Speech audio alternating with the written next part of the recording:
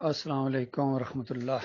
الحمدللہ ہمارے ساتھیوں کا کس طرح سینہ اللہ تعالیٰ نے ایمان کے لیے کھول دیا ہے۔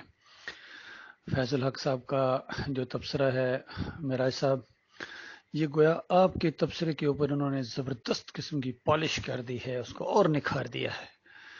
اللہ تعالیٰ نہ صرف ہمیں ساتھی دے رہا ہے بلکہ مقرر ساتھی دے رہا ہے جو ایمان عقیدے کی روح کو سمجھ گئے ہیں، اور یہ خالص اللہ کی دین ہے۔ میرے بھائیوں، میرے پیارے بھائیوں، اس نقطے کو ہمیشہ ذہن میں رکھنا۔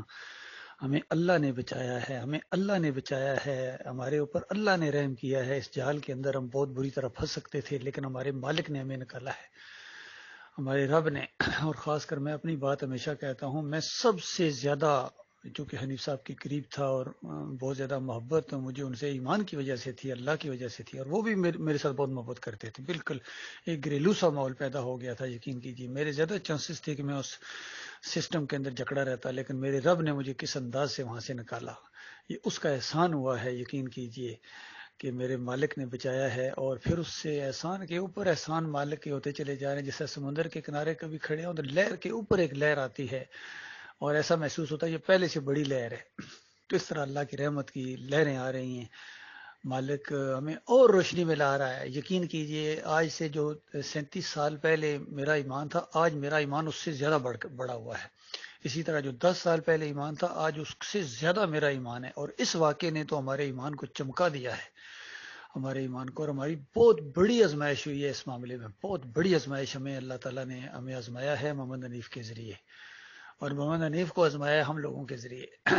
وہ فیل ہو گیا، اپنے شرک کے اوپر جم گیا۔ جس انداز سے وہ اس کی وکالت کر رہے ہیں، جس انداز سے وہ گفتگو کر رہے ہیں، تو واقعی یہ ہمارے فیض الحق صاحب نے بہت اچھا کہا ہے کہ یہ صوفیوں والا انداز ہے۔ صوفیوں کی کتابیں تو بھری پڑی ہیں ایسے انداز سے، اس فلسفوں سے، فلسفیانہ انداز، منطق، اور اس طریقے سے انہوں نے گمراہ کیا ہے، اور سرسری سی نگاہ سے نہیں پتہ چلتا ہے۔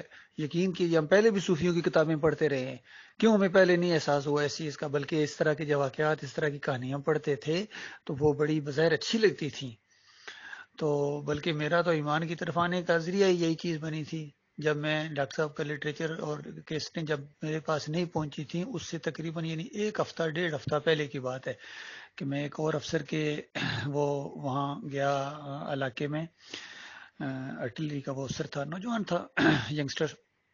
تو اس کے پاس میں نے امام غزالی کی نسخہ کیمیا دیکھی، اور میں نے بیچ میں سے ایسی کہانیاں پڑھی تو مجھے وہ بڑی کہانیاں جو نا رنگین سی محسوس ہوئیں، یعنی بڑی پیاری سی لگیں، جس طرح ایک دینی کہانیاں ہوتی ہیں۔ تو میں نے فیصلہ کیا کہ میں یہ کتاب خود اپنی خریدوں گا، تاکہ یہ اس سے ادھار لے کے جانا نہیں بلکہ میری اپنی ہونی چاہیے۔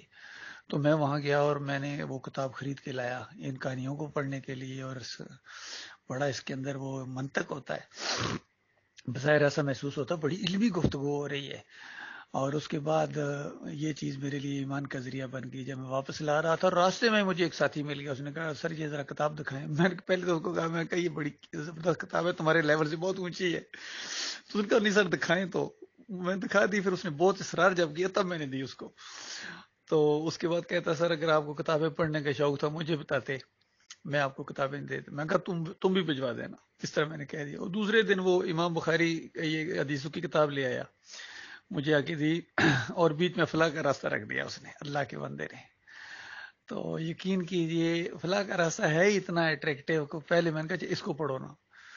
میں نے جب وہ 4 صفحوں والا کتابچہ پڑھا تو یقین کیجئے میری دنیا بدل گئی، پوری طرح میں ڈھیر ہو گیا کہ دعوت ہے تو یہ دعوت ہے، کوئی عالم دین ہے تو یہ عالم دین ہے، کوئی مجاہد ہے تو یہ مجاہد ہے۔ اور اس وقت میں نے فیصلہ کیا تھا، میرا رب جانتا ہے، اس وقت مجھے کوئی پتہ نہیں تھا محمدی گل کون ہے اور محمد حنیف کون ہے اور اعظم صاحب کون ہے، مجھے کوئی پتہ نہیں تھا۔ اس وقت میں نے فیصلہ کیا تھا، میں نے کہا میں ڈاکٹر عثمانی کا ساتھی ہوں، اور بلکہ میں نے اسی وقت فیصلہ کر لیا کہ اگلے جمعے کو میں کراچی جاؤں گا، اور ایک بات ڈاکٹر صاحب کو میں نے کہنی ہے کہ ڈاکٹر صاحب کوئی ایک انسان بھی اگر آپ کا ساتھی نہیں ہے تو ارشد کرملائی آپ کا ساتھی ہے، آپ کے ساتھ جو ہے اس راستے میں اپنی جان قربان کرنے کو بھی وہ اپنی سعادت سمجھے گا، لہٰذا پیچھے نہیں ہٹنا ہے۔ میں تو اس انداز سے ڈاکٹر صاحب کو ملنا چاہ رہا تھا کہ اب پیچھے نہیں ہٹنا ہے۔ تو بتاؤ میں اب پیچھے ہٹوں گا، جب میں نے اس وقت میرا ارادہ یہ تھا کہ پیچھے نہیں ہٹنا ہے، میں ڈاکٹر صاحب کو کہوں گا پیچھے نہیں ہٹنا ہے۔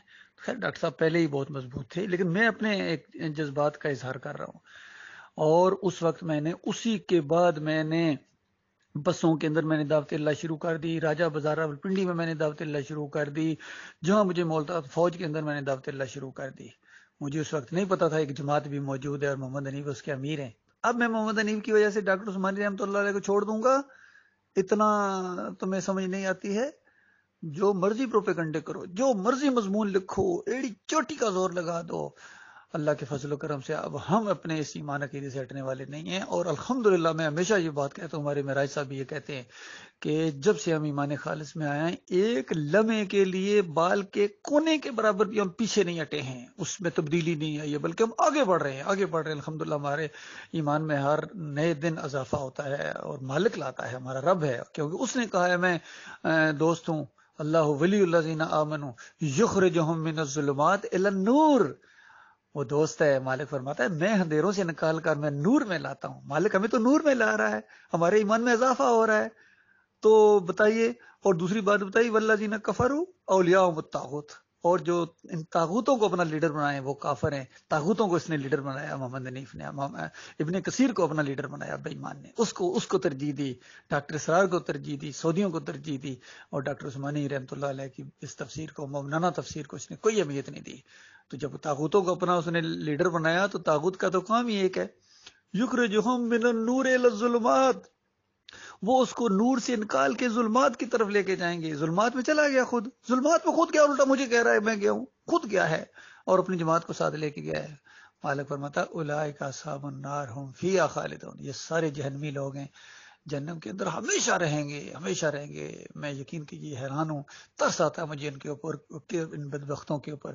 جیسے کل پرسوں یہ خبر آئی ہے اس کی عامر لیاقت کی، تو کتنی پھرتیاں تھیں اس کی، کتنے اس نے کفر بکے تھے، شرک بکے تھے، اور آخر اسی شرک کے اوپر اس کی موت آ گئی۔ بتائیے اب دوبارہ کبھی واپس نہیں آ سکے گا، کبھی واپس نہیں آ سکے گا، کبھی واپس نہیں آ سکے گا۔ اسی طرح ان کو بھی کہنا ہے، اللہ کے بندو، محمد حنیف کی وجہ سے اپنی آخرت برباد نہ کرو، اپنے بیوی بچوں کو جہنم کی آگ کا ایندھن بنا دو گے۔ جس طرح خالد عزیز حافظ قرآن، یقین کیجیے حافظ قرآن، مجھے اس کے پیچھے تراویحیں پڑھنا بہت اچھا لگتا تھا، اس کی لہجے سے، اسٹائل سے مجھے بہت اچھا لگتا تھا، یقین کیجیے۔ حتیٰ کہ ایک دفعہ اس کی ڈیوٹی رفیام سے گلستان جور لگی تو میں ان کے ساتھ گلستان جور جانا شروع ہو گیا۔ اس میں دو باتیں تھیں، چلو ایک تو ان کا ساتھ ہو جائے گا، دوسرا یہ کہ مجھے ان کے پیچھے قرآن سننا بہت اچھا لگتا تھا۔ تو جس مقامی لوگوں نے کچھ تھوڑا سا اعتراض بھی کیا، بھائی اپنے اس مسجد میں پڑھتے، میں نے کہا بھائی میں ذرا ان کے ساتھ جاتا ہوں تھوڑا سا، میرے دل کی بات یہ میں آج بتا رہا ہوں کہ ان کے پیچھے قرآن سننا مجھے اچھا لگتا تھا، بہت اچھا پڑھتے تھے، اور اس کے بعد ساری چیزیں تھیں، لیکن محمد علیف صاحب نے ایک حافظ قرآن کو مروا دیا ہمیشہ کی آنکھ کے اندر۔ صابر علی بڑا معصوم سا چہرہ تھا، سادہ سادہ زندگی تھی، اس کو مروا دیا، خود اپنی بیوی کو مروا دیا، جہنم کی آگ کے اندر ہمیشہ کے لیے اتر گئی۔ وہ اللہ کی بندی، کتنا تنظیمی کام وہ کیا کرتی تھی، لیکن یہاں جب آخری ٹیسٹ اس کا آیا تو اس نے اللہ کی بجائے اپنے خاوند کا ساتھ دیا۔ اور پوری طرح یہ بات ثابت ہے، جو تحسین صاحب وہاں امریکہ میں، وہ اسی اللہ کے سجدے کے قائل تھے، اور ایک دفعہ گفتگو ہو رہی تھی ان کے آپس میں، تو جب تحسین صاحب نہیں مان رہے تھے تو محمد حنیف صاحب نے فون پٹخ دیا نیچے، اور نیچے گر گئے، بے ہوش ہو گئے۔ اتنا ان کو صدمہ پہنچا کہ میرا بیٹا میرا ساتھ نہیں دے رہا ہے۔ اور اس کے بعد ماں نے بیٹے کو فون کیا اور کہا کہ دیکھو اپنے باپ کو دشمن بن کے اس کو جان سے مرواؤ گے۔ تب تحسین خالد کے عقیدے میں تبدیلی آئی، اس نے بھی اللہ کو پیچھے کر کے اپنے باپ کو اور ماں کو آگے کر دیا۔ اصل میں یہی آزمائش ہوتی ہے، یہی آزمائش ہوتی ہے، یہی اللہ تعالیٰ نے کہا تھا کہ دیکھنا ماں باپ کی بات نہ ماننا، شرک کے معاملے میں ماں باپ کی بات کو نہ مارنا۔ یہ بات جو ہے تحسین کی سمجھ میں نہیں آئی، اور ماں باپ کی بات کو مان گیا اور اللہ کی بات کو پیچھے کر دیا۔ حالانکہ اس سے پہلے میں خود گواہ ہوں، ٹیلی فون پر اس نے کہا تھا کہ ابا کو پتہ نہیں کیا ہو گیا ہے، ابا پتہ نہیں پہلے بڑی اچھی تقریریں کرتے تھے، اب ابا کو کیا ہو گیا ہے، ابا کو شرکونا وائرس ہو گیا تھا، اور آپ اس کے ساتھ لگے، آپ کو بھی شرکونا وائرس ہو گیا۔ تحسین خالد، طارق اور رفیام والو، تم لوگوں کو کیا ہو گیا ہے؟ تمہارا ایک اتنا آپس میں جتھا تھا، تو وہ جتھا ایمان کے اوپر تھا یا علاقے کے اوپر رفیام کا جتھا تھا یا محمد علیف کا جتھا تھا؟ وہ اللہ کا جتھا ہونا چاہیے تھا، اللہ کا جتھا ہوتا۔ کاش محمد علیف صاحب کو تم روک سکتے تھے، یقین کیجیے۔ رفیام کے لوگ، یہ اس میں ندیم ہیں، صابر علی ہیں، شاہد صاحب ہیں، اور یہ 3-4 لوگ ہیں، یہ سہیل صاحب ہیں وہاں کے، یہ 3-4 موٹے موٹے آدمی، اگر یہ یقین کیجیے جم جاتے ایمان خالص کے اوپر، یہ محمد علیف صاحب کو روک سکتے تھے، لیکن انہوں نے بھی اسی سسٹم کا ساتھ دیا ہے، اپنی بدبختی کو دعوت دی ہے۔ بہرحال ہم سمجھاتے رہیں گے بھائی، سمجھاتے بھی رہیں گے اور ہتھوڑا بھی مارتے رہیں گے، کیونکہ کفر شرک کا سر کچل دیا ہم نے اللہ کی توفیق سے، اللہ کی مدد سے۔ اور اب یہ دوبارہ کبھی دلائل سے اٹھ نہیں سکیں گے. ان کی ضرورت ہی نہیں ہمارے سامنے بات چیت کر سکیں, ہماری آنکھوں میں آنکھیں ڈال کے بات کر سکتے ہیں. ان کے جو بھی آدمی ملتا ہے کنی کی طرح کے ادھر گھوم جاتا ہے اور شرما جاتا ہے. تو یہ دلیل ہے اس بات کی کہ یہ باطل کے اوپر ہے. اللہ تعالیٰ ہمارے اور بھی ساتھی پیدا کر رہا ہے. کچھ اور بھی ساتھی یقین کریں ان کے خون آ رہے ہیں, فی الحال میں ابھی نہیں بتاتا ہوں, لیکن بڑے قیمتی ساتھی ہیں جو ہمارے ساتھ آ رہے ہیں الحمدللہ, بڑے قیمتی لوگ ہیں. اور اللہ تعالیٰ اس آزمائش کے اوپر ہمیں ثابت قدم رکھے. اور یقین کیجئے اس ایمان کے اوپر اگر ہم جم گئے, اب ڈاکٹر صاحب کی زیادہ ہمیں تقریریں سنتے ہیں اور ڈاکٹر صاحب اس بات پر بہت زور دیتے ہیں کہ جماؤ جماؤ, اگر کوئی ایمان خالص کے اوپر گرو اٹھے اور جماؤ دکھائے تو اللہ تعالیٰ رنگے جہاں بدلی کر دے گا. جماؤ کے اوپر ڈاکٹر صاحب زور دیتے ہیں. جماؤ کے اندر نہیں ہے یہ پورے اترے ہیں, یہ جم نہیں گئے ہیں اس عقیدے کے اوپر. اور اللہ تعالیٰ نے ہمیں جماؤ عطا فرمایا ہے, یہ اس کی دین ہے. یہ آسان چیز نہیں ہے. یہ مالک جس کو چاہے تو مالک بہت زیادہ نوازنے والا ہے. اتنا نوازا ہے مالک نے, اب ایمان خالص کے اوپر جم جانے کی توفیق عطا فرمائی ہے میرے پیارے مالک نے. ہم اپنے مالک سے ہمیشہ یہی دعا مانگتے ہیں, یا اللہ جم جانے کی توفیق عطا فرمائے. جم جانے, بہت بڑا جہاد کریں گے ہم پہاڑوں سے ٹکرا جائیں گے, ہم پوری دنیا سے ٹکرائے جائیں گے آپ کے بھروسے کے اوپر انشاءاللہ.